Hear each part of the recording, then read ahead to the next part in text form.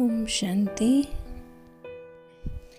आज बाप दादा के महावाक्य हैं। बाबा कहते, मीठे बच्चे, संगम की इन अमूल्य घड़ियों में श्वासों श्वास बाप को याद करो। बाबा कहते हैं, तुम्हारी एक भी श्वास व्यर्थ नहीं जाए। प्रश्न है, इस समय तुम्हारा मनुष्य जीवन बहुत बहुत वैल्यूएबल कैसे है। बाबा बताते हैं, इस जीवन में तुम बाप के बच्चे बन बाप से पूरा वर्षा लेते हो। इसी मनुष्य तन में पुरुषार्थ कर तुम कौड़ी से हीरे जैसा बनते हो, बैगर से प्रिंस, इनसॉल्वेंट से 100% सॉल्वेंट बनते हो। इसीलिए तुम्हें इस समय को व्यर्थ नहीं गंवाना है।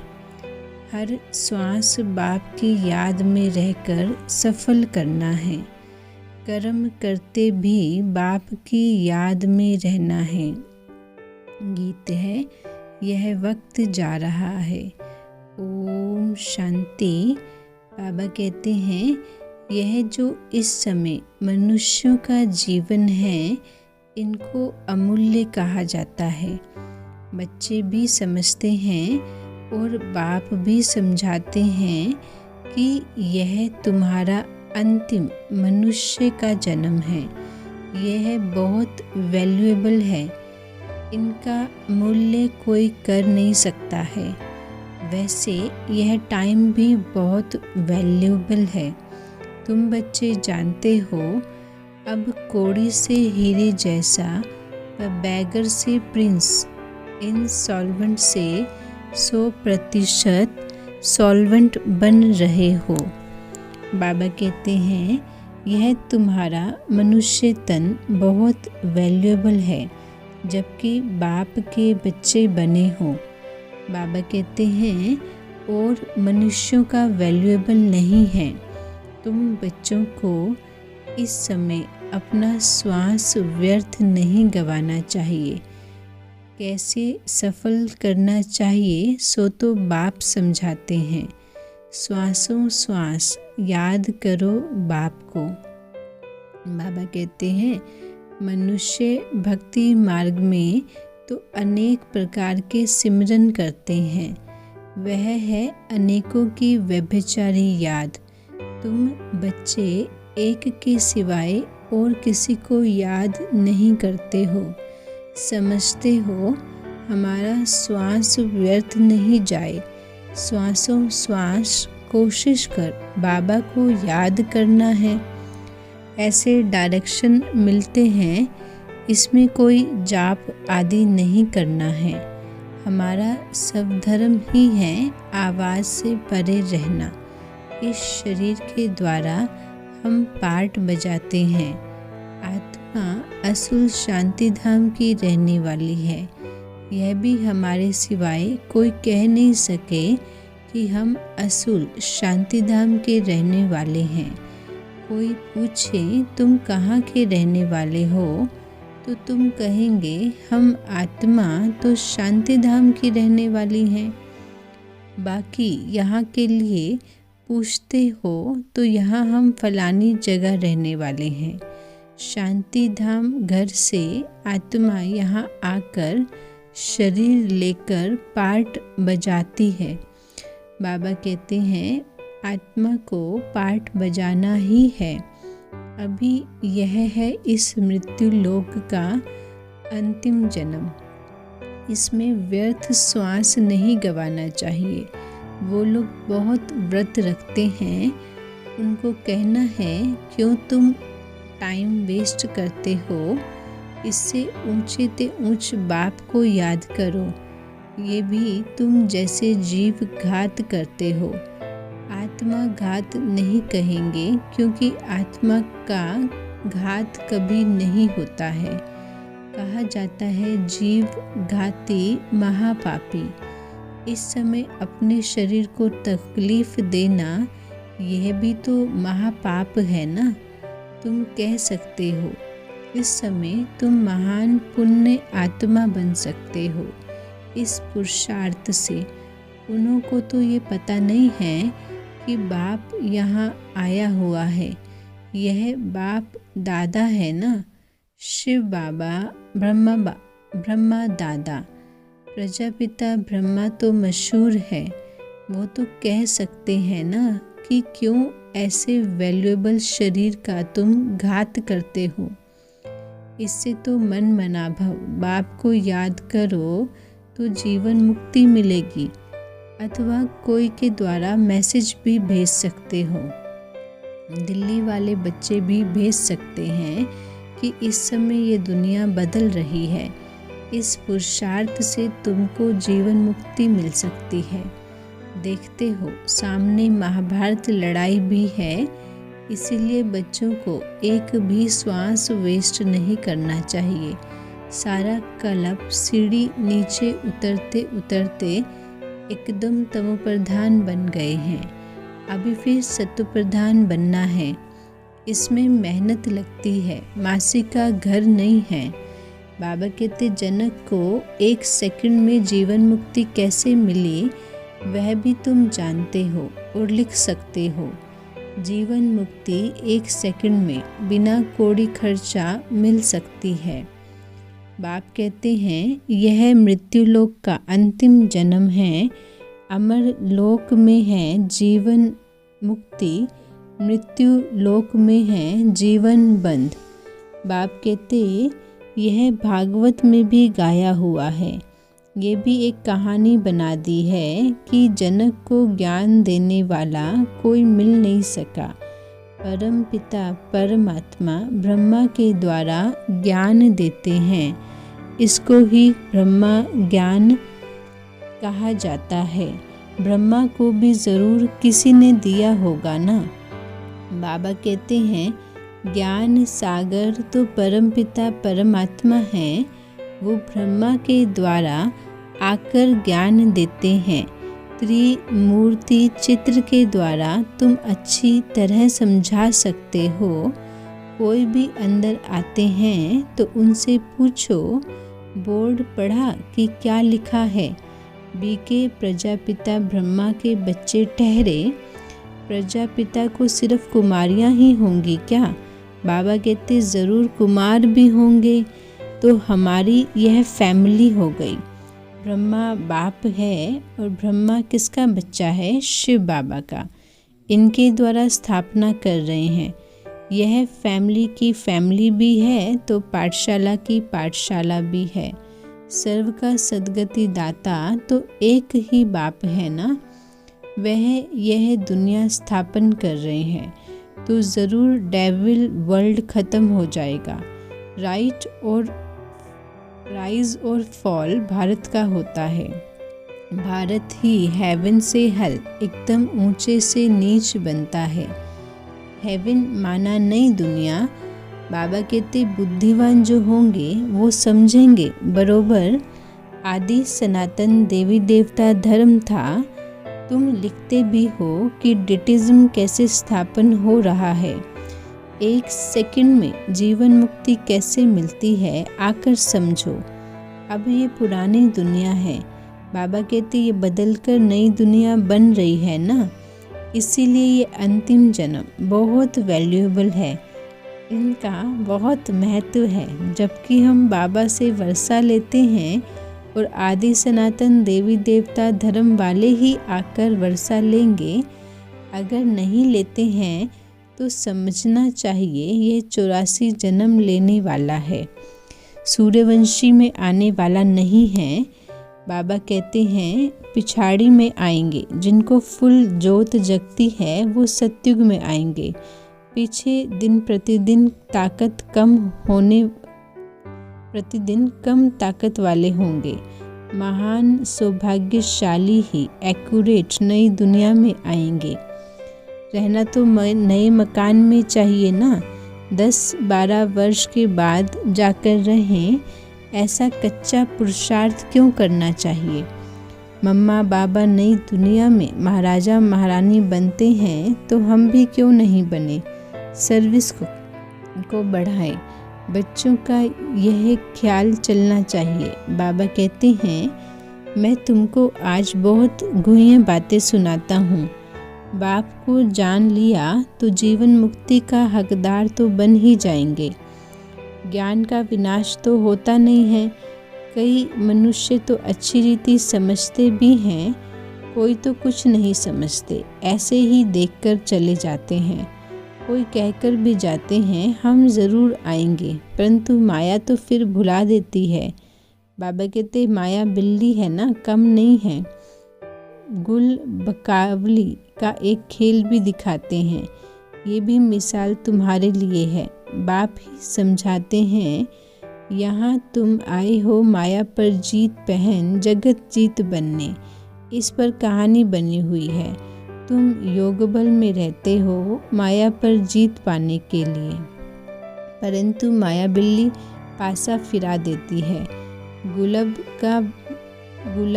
का वाली अल्लाह अवलदीन, ये इस समय की बातें हैं। अल्लाह ही अवलदीन देवता धर्म की स्थापना करते हैं। हातम ताई का खेल भी इस समय का है। बाप को नहीं याद करने से माया आ जाती है। जो कुछ हो चुका है उनकी बैठ बाद में कहानियाँ बनाते हैं। जो होने वाला है वो तो कुछ बता नहीं सकते हैं।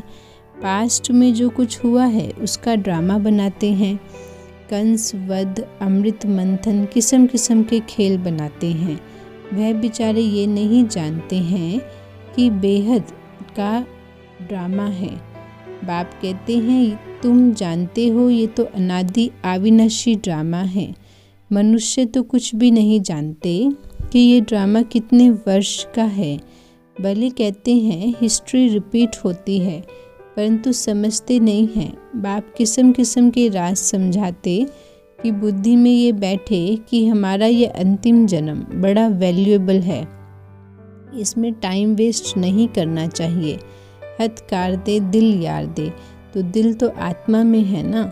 आत्मा ही कहती है मुझे तंग नहीं करो, मेरी दिल को दुखी नहीं करो। बुद्धि समझती है, जज करती है, यह हमको सुख देते हैं और यह दुख देते हैं। आत्मा शरीर के बिना तो कह न सके।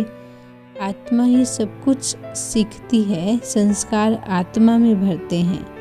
अभी तुमको परमपिता परमात्मा सिखला रहे हैं।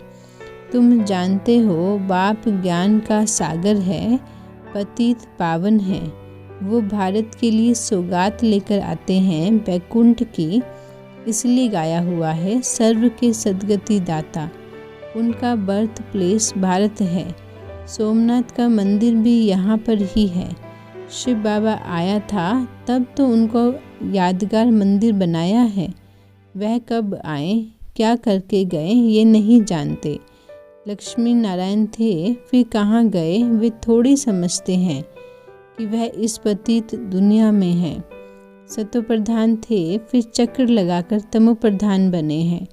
नाम रूप तो बदल जाता है ना, हर जन्म में फीचर्स बदल जाते हैं। ये बना बनाया ड्रामा है, इसमें जरा भी फर्क नहीं पड़ सकता। फीचर्स एक ना मिले दूसरे से। बाबा को बच्चों पर रहम पड़ता है कि बच्चे अपने बाप को जान लेवे। मालूम तो पड़ता है ना, बीके वृद्धि को पाते रहेंगे। एक दिन यह भी आएगा जो फेरा पहनते रहेंगे।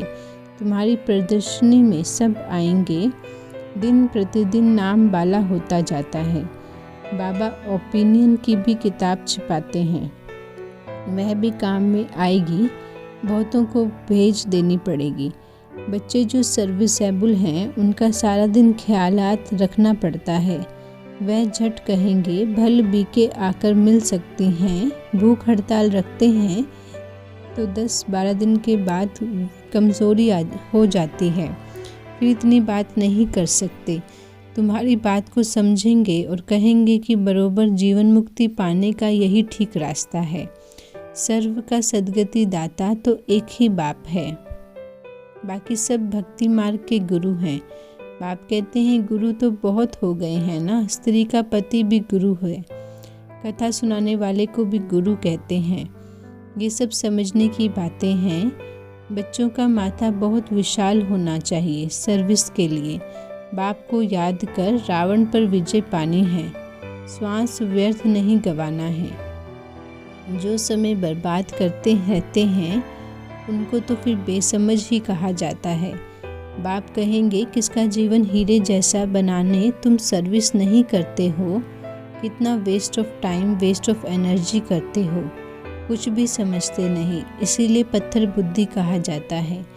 इसमें सारी योग की बात है। बाप को याद करो और वर्षा ले लो। ये अर्थ कभी कोई समझ नहीं सके वह तो ब्रह्म को याद करते हैं। बाप कहते हैं मुझे याद करो तो विक्रम विनाश होंगे। ब्रह्म कोई पतित पावन है क्या? पतित पावन तो परमपिता परमात्मा है, ब्रह्म कैसे हो सकता है? बेचारे बहुत भूले हुए हैं।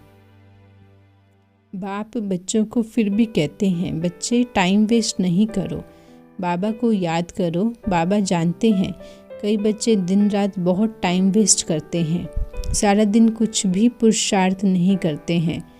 बाबा अपना मिसाल भी बताते हैं कि भोजन पर बैठते हैं तो भी बाबा को याद करते हैं। हम दोनों इकट्ठे खाते हैं, शरीर में दो आत्माएं हैं ना। याद करते करते फिर भूल जाता हूँ और ख्यालात आ जाते हैं। इनके ऊपर जवाबदारी बहुत है, बहुत ही ख्यालात आते हैं। इसलिए बाबा कहते हैं तुम जास्ती याद में रह सकते हो, इनको तो मेहनत करनी पड़ती है। हमेशा समझो शिव बाबा समझाते हैं, उनको याद करो। ब्रह्मा को याद करने से शिव बाबा भूल जाएंगे। बच्चों को पहले तो अपना ही कल्याण करना है, फिर दूसरे का करना है। कई तो ऐसे हैं दूसरों का कल्याण करते रहते हैं, अपना करते नहीं हैं। औरों को आपसमन बनाते हैं और फिर खुद भी गुम हो जाते। वंडर है ना, यह भी तुम समझते हो। तुम अनुभव भी सुनाते हो और कोई सत्संग आदि में थोड़ी समझाते हैं। यहाँ भी नंबरवार धारणा होती है। बाबा कहते ये नॉलेज बुद्धि में धारण की जाती है।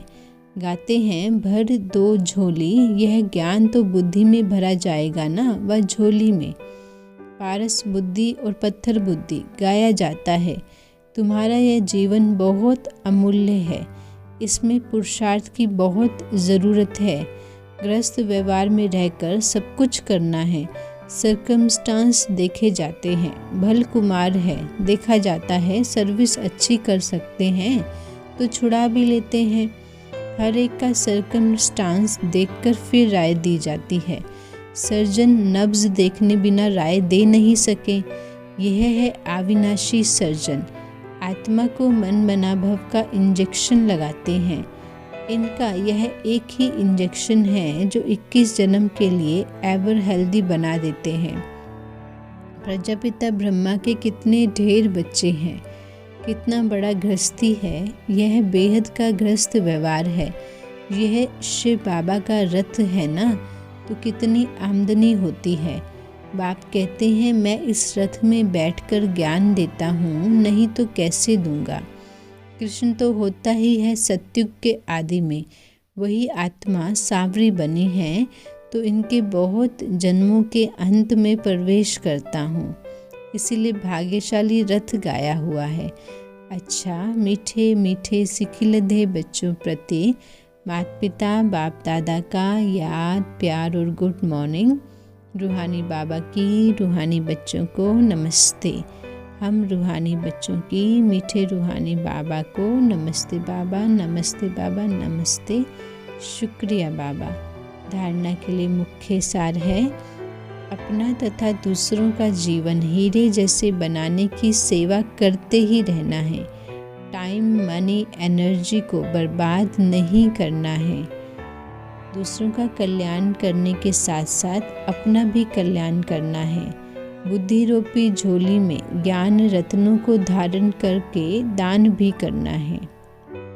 वरदान है प्रारब्ध की इच्छा को त्याग कर अच्छा पुरुषार्थ करने वाले श्रेष्ठ पुरुषार्थी भव।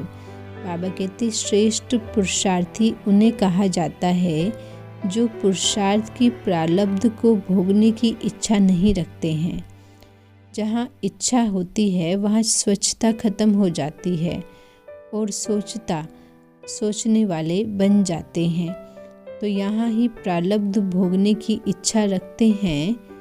बाबा कहते जो यहाँ ही प्रारब्ध भोगने की इच्छा रखते हैं वह अपनी भविष्य की कमाई जमा होने में कमी कर देते हैं। इसीलिए इच्छाओं के बजाय अच्छा शब्द याद रखो। श्रेष्ठ पुरुषार्थी सदा फ्लॉलेस बनने का पुरुषार्थ करते हैं, किसी भी बात में फेल नहीं होते हैं। स्लोगन है, साधन कमल पुष्प के समान बनकर यूज़ करो क्योंकि ये आपके कर्म योग का फल है। साधन कमल पुष्प बनकर यूज़ करो क्योंकि ये आपके कर्म योग का फल है। ओम शांति।